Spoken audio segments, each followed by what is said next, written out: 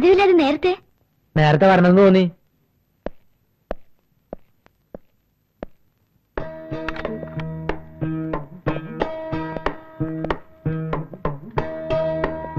എന്താ കരയുന്നത്? ഒന്നുമില്ല. അനന്തിന് അങ്ങോട്ട് വന്നില്ലേ? ഇല്ലല്ലോ. വരുമെന്ന് പറഞ്ഞിരുന്നോ? അത് ഒന്നുമില്ല, ഒരാവശ്യം ഉണ്ടായിരുന്നു. കുഴപ്പമില്ല.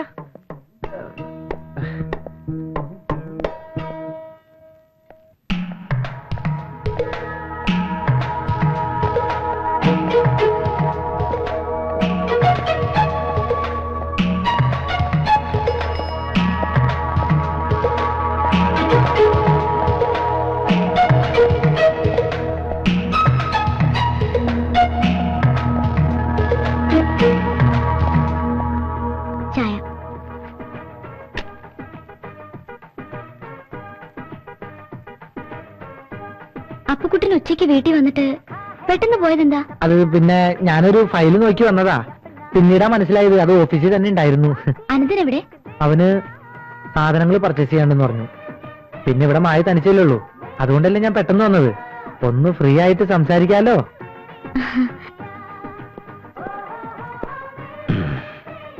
എന്തോ പർച്ചേസ് ചെയ്യാനുണ്ടെന്ന് പറഞ്ഞിട്ട് കയ്യിലൊന്നും കാണുന്നില്ലല്ലോ. പർച്ചേസ് നടന്നില്ല, കടവില് തിരക്കായിരുന്നു. മോളെ എന്തൊരു രുചി! മോളുടെ കൈകൊണ്ടുള്ള കറികളും ചോറും തിന്നാൻ മറിയാം ചേട്ടി ഭയങ്കര ഇഷ്ട.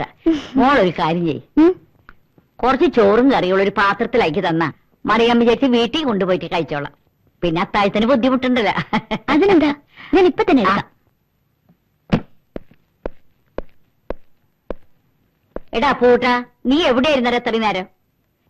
ചേട്ടത്തിക്ക് വല്ലതും തിന്നാൻ കൊണ്ടുവന്നുണ്ടോടാ നീ? ഇതൊക്കെ പോരെ? എന്റെ വീട്ടിൽ വാടകയ്ക്ക് വന്ന് കേറി പ്രേതണ്ടെന്നും പറഞ്ഞ് പുഴു അടിച്ച് എന്നെ കവിളിപ്പിച്ച് ഇപ്പൊ എന്റെ വീട് നിങ്ങൾ സ്വന്തമായി. ഇപ്പൊ ഇച്ചിരി സൗകര്യമൊക്കെ ആയിപ്പോ മറിയാമ്മ ചേച്ചി വല്ലനാളൊന്നും വരുന്നത് പിടിക്കില്ല അല്ലേ? അല്ലേടാ, ഞാൻ നിങ്ങളെ കാണാനല്ലടാ ശബി പറഞ്ഞത്. പിന്നെ ആരെ കാണാനാ? എന്റെ മായമോളെ കാണാനാടാ. എന്തുട്ടിയടാ നിന്റെ പോക്കറ്റില്? ഒന്നുമില്ല. എടാ എന്തുട്ടിയടാ നിന്റെ പോക്കറ്റില്?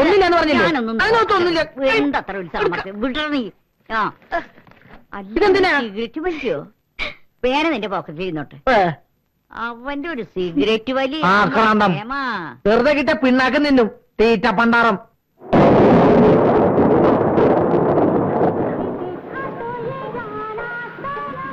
നല്ല മഴ.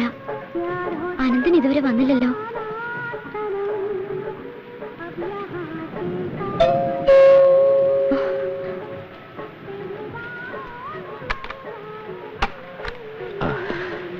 അയ്യോ, ആകെ നനഞ്ഞല്ലോ. സാരല്ല.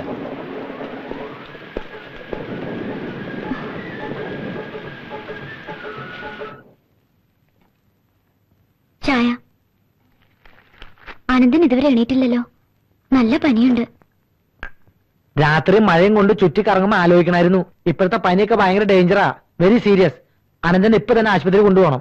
ഞാൻ പറഞ്ഞു നോക്കി, കേൾക്കുന്നില്ല. അത് പറഞ്ഞ ശരിയാവില്ല. ഒരു പെൺകുട്ടി ഈ വീട്ടിൽ ഒറ്റയ്ക്കുള്ളപ്പോൾ അവൻ ഇവിടെ നിൽക്കുന്നത് തീരെ ശരിയാവില്ല. അതുകൊണ്ട് മായ അവനെ പറഞ്ഞ് മനസ്സിലാക്കിയിട്ട് ഉടനെ ഹോസ്പിറ്റലിൽ അഡ്മിറ്റ് ചെയ്യും. ഞാൻ ഒന്നുകൂടെ പറഞ്ഞു നോക്കാം.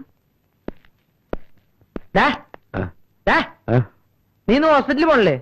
ഇല്ല, അതിന് ടാബ്ലറ്റ് വെച്ചാൽ മാറി. ഇതൊരു ശീലാക്കണ്ട കേട്ടാ. വേറെ ഹോസ്പിറ്റലിൽ പോട്ടോ. പിന്നെ അവനെ ഹോസ്പിറ്റലിൽ അയക്കാൻ മറക്കണ്ട കേട്ടോ. ഓ ശരി.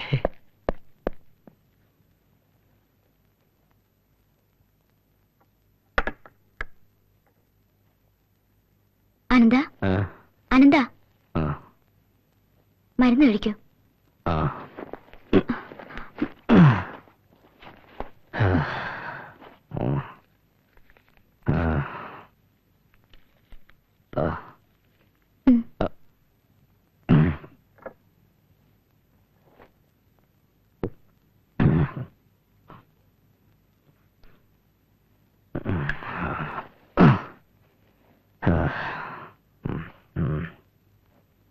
തല തോർത്താൻ പറഞ്ഞിട്ട് കേട്ടില്ല. അതല്ലേ പനി പിടിച്ചത്? സാരമില്ല, അത് മാറിക്കോളും. മായ്ക്ക് ബുദ്ധിമുട്ടായല്ലേ? ഏയ്, ഒരിക്കലുമല്ല. തുറന്ന് സംസാരിക്കാൻ ഒരവസരത്തിന് വേണ്ടി ഞാൻ കൊതിക്കായിരുന്നു.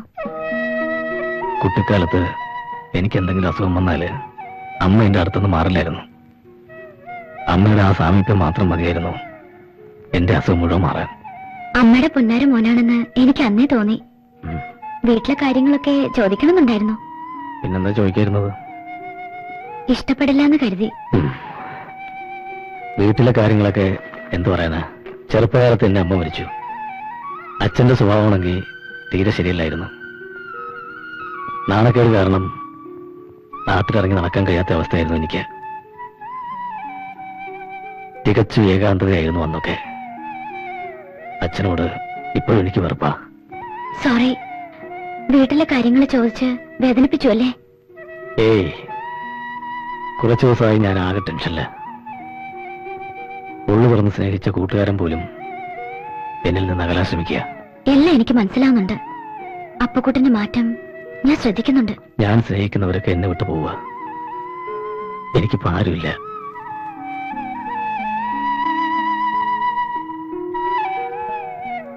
ഉണ്ട്, ഞാനുണ്ട്. അതെ, ഞാൻ ഈ വീട്ടിൽ വന്ന ദിവസം തന്നെ അനന്തിന്റെ സ്വഭാവം എനിക്ക് മനസ്സിലായി. അന്ന് എന്നെ ഇവിടുന്ന് ഇറക്കി വിടുമ്പോ എനിക്കറിയാമായിരുന്നു തിരിച്ചു വിളിക്കുമെന്ന്.